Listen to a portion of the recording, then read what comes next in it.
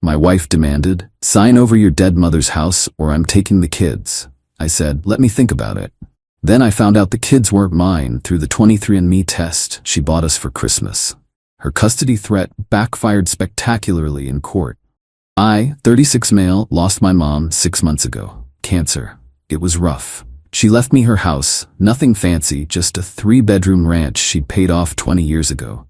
Worth about $280,000 in today's market. My wife Diane, 34, had been pushing me to sell it since the day after the funeral. Not subtle hints either. Full-on daily campaigns about how we could upgrade our lifestyle and give the kids better opportunities. We'd been married 11 years. 2 kids, Lily, 9, and Mason, 7. I thought we were solid, despite Diane becoming increasingly materialistic over the years. The house conversation got worse last month. I was having coffee, going through Mom's photo albums I'd found in the attic, when Diane slammed a folder on the table. "What's this?"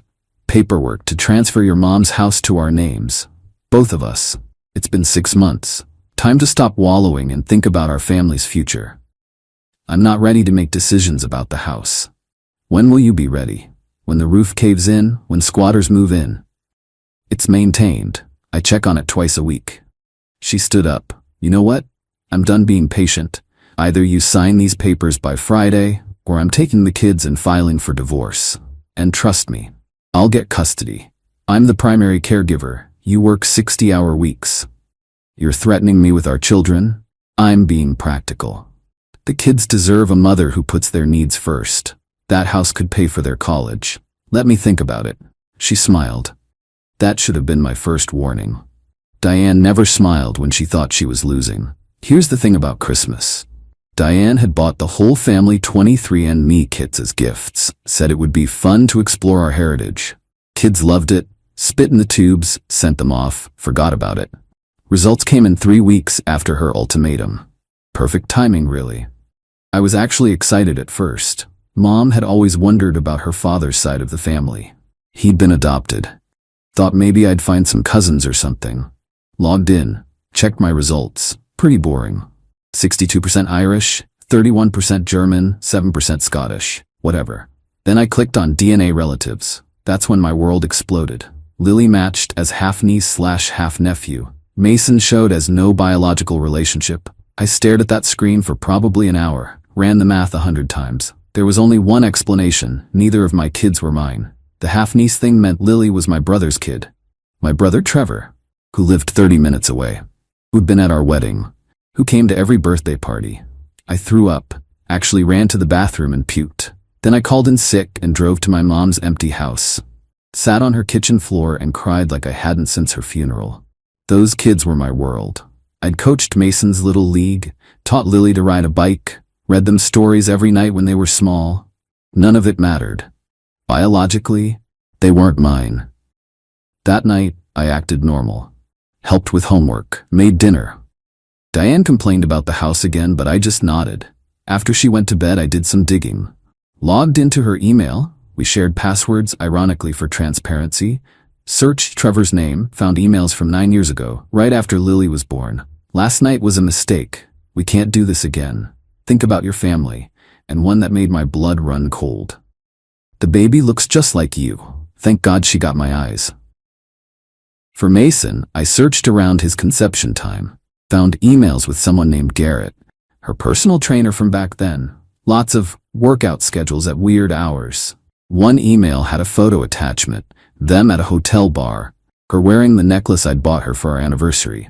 I screenshot everything, uploaded it to 3 different cloud services, emailed copies to my lawyer buddy. Then I cleared the browser history and went to bed.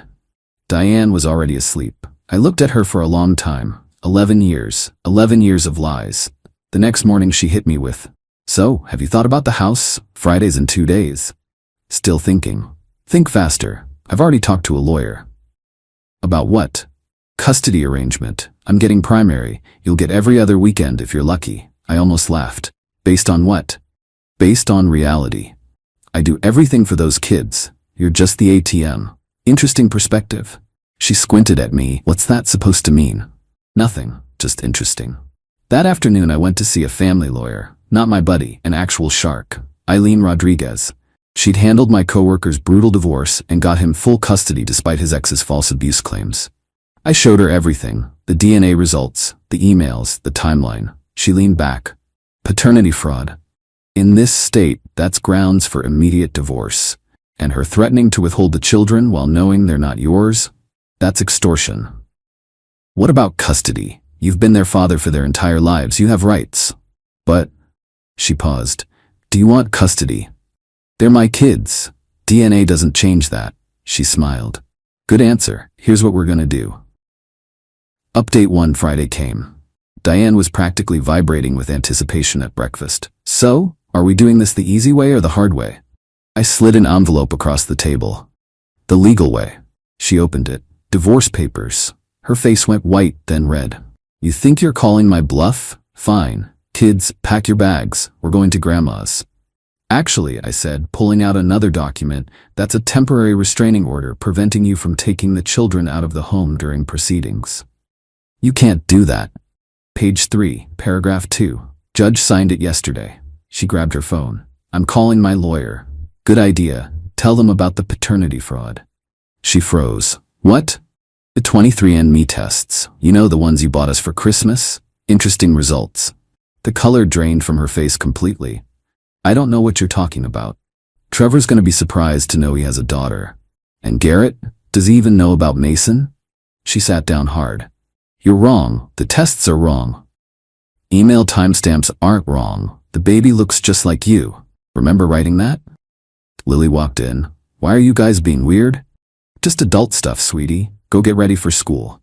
After the kids left for school, Diane tried damage control. Okay, let's talk about this rationally. You love those kids. I do. Then why destroy their lives over mistakes I made years ago? I'm not destroying anything.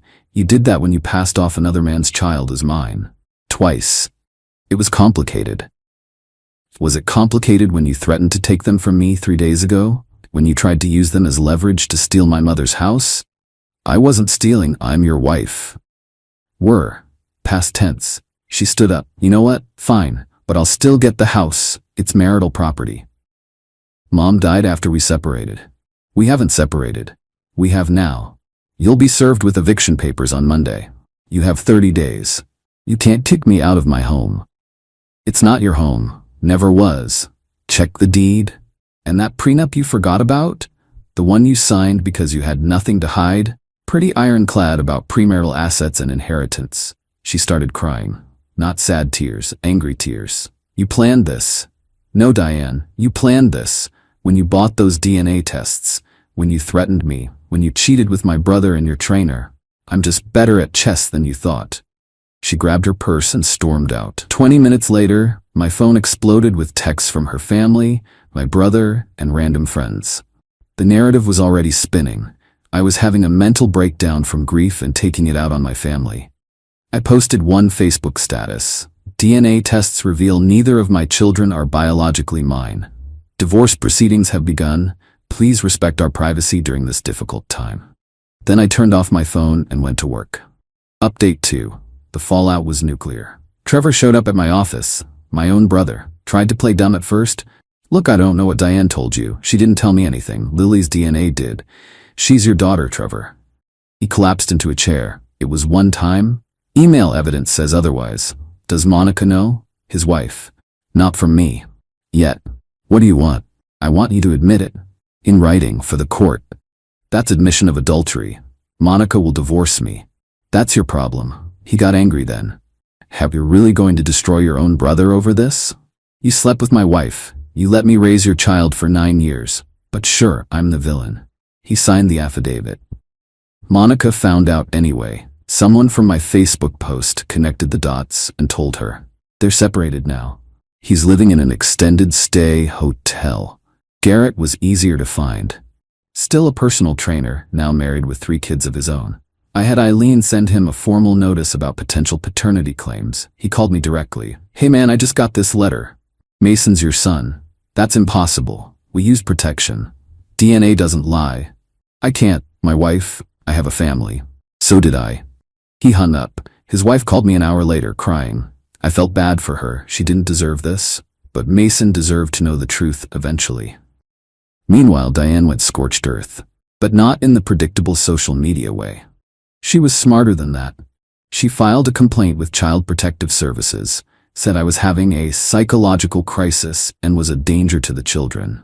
CPS showed up at my door at 7 a.m. on a Saturday. The investigator looked tired. "Mr. Morrison, we received a concerning report." I handed her a folder. "Here's the divorce filing, DNA results, and documentation of paternity fraud. My lawyer said you'd probably show up." She reviewed everything.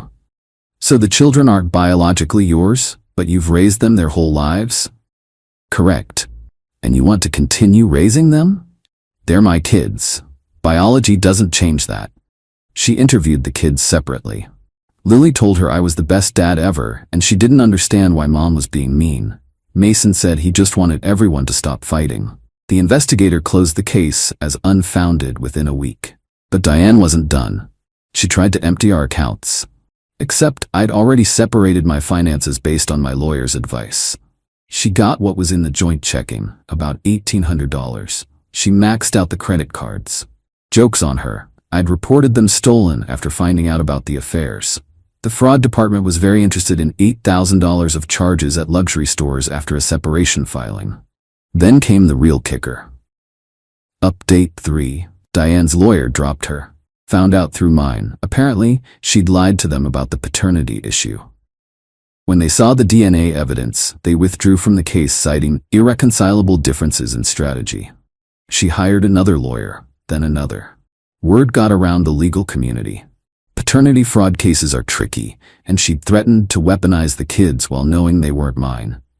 No decent lawyer wanted that mess. She ended up with Lloyd Brennan. If you Googled sleazy divorce attorney, his face would come up.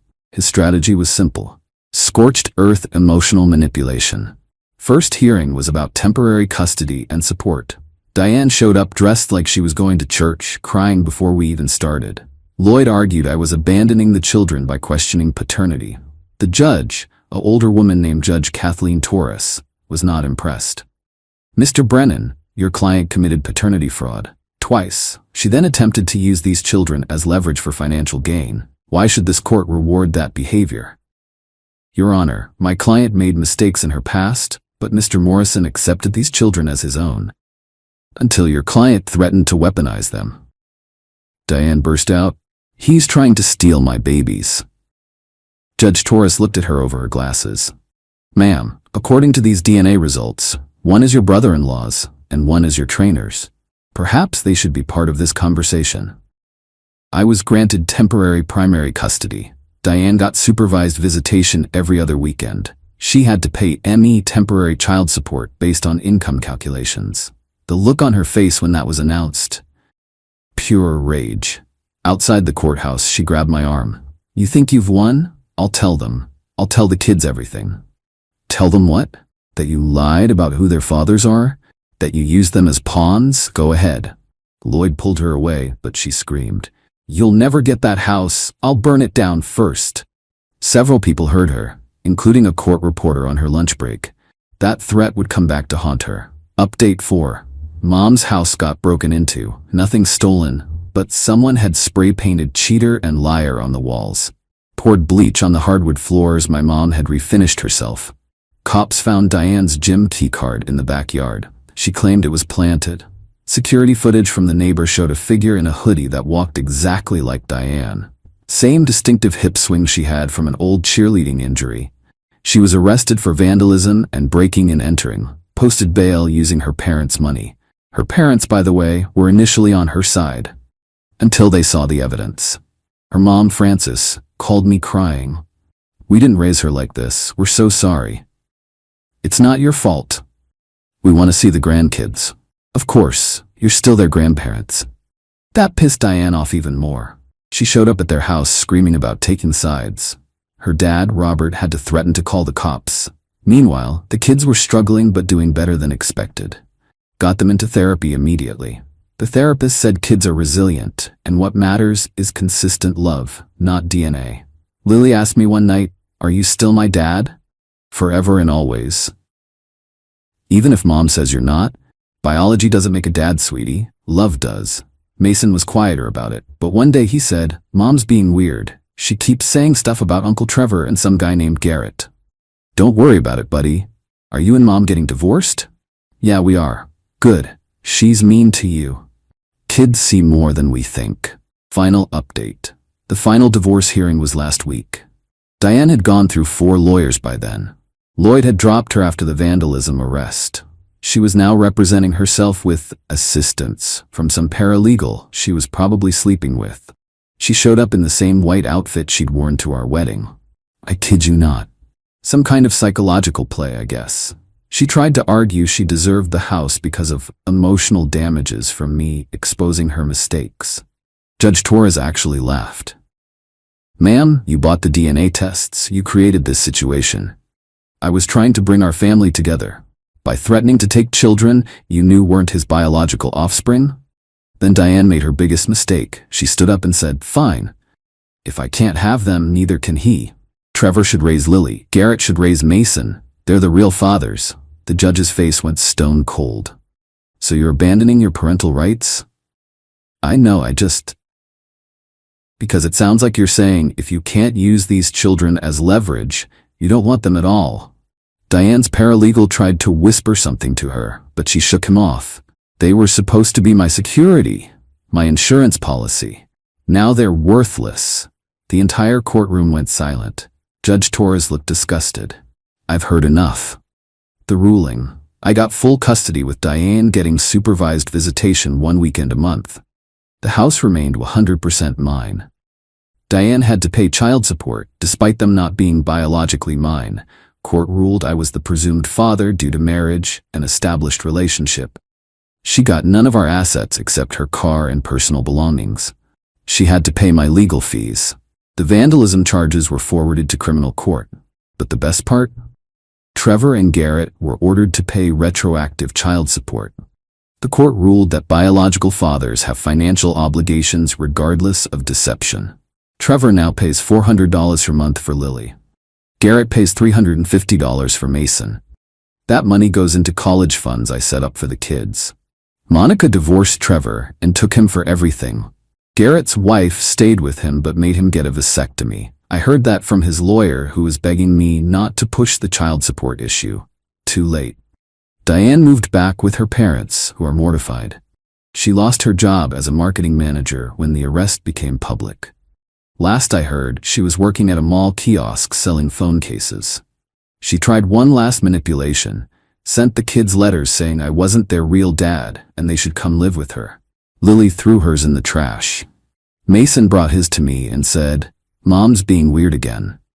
I adopted them officially last month. Had to get permission from Trevor and Garrett, who signed immediately to avoid further legal issues. The kids were thrilled. We had a small celebration at, where else? Mom's house, which I'd fully restored. The 23andMe thing became a running joke with friends. Someone suggested I should send Diane a thank you card for buying the tests that exposed her own lies. I didn't, but I thought about it. Yesterday, Lily asked if she could do a school project about DNA and genetics. Her teacher called me, concerned it might be traumatic given our situation. I told her, Lily knows DNA doesn't make a family. Love does. The teacher cried, said it was the most beautiful thing she'd heard. As for me, I'm in therapy, working through trust issues. Started dating a woman named Amy who knows the whole story and jokes that at least she knows I'll be a good dad since I fought so hard for kids that weren't even mine biologically. The kids like her. She doesn't push, just shows up with pizza and helps with homework. Normal stuff, honest stuff. Diane still sends me angry texts from new numbers. Things like "you stole my life and this isn't over." I don't respond. The court orders speak for themselves. To anyone dealing with similar situations, document everything. Lawyer up immediately. Don't let them use kids as weapons. And remember, being a parent isn't about DNA. It's about showing up. Mom would be proud I kept her house in the family. Even prouder that I kept my kids, because that's what they are, my kids. Oh, and fun fact, the judge's ruling set a precedent in our state for paternity fraud cases. It's now called Morrison v. Morrison and is cited in family law textbooks. My lawyer framed the ruling, hangs next to his law degree. Diane's legacy is being the legal example of what not to do in a divorce. Seems fitting. Edit. Stop asking for the DNA test results. I'm not sharing my kids' genetic information. Edit 2. To the 3 people who messaged saying Diane was trapped in a loveless marriage, she trapped me in a fraudulent marriage. Twice. With 2 different men. While stealing from our grocery money. Miss me with that nonsense. Edit 3. Yes, I'm still paying for the kids' therapy. Yes, they're doing great. Lily just made honor roll, and Mason's team won their baseball tournament. We celebrated at Mom's house with a barbecue. Life's good.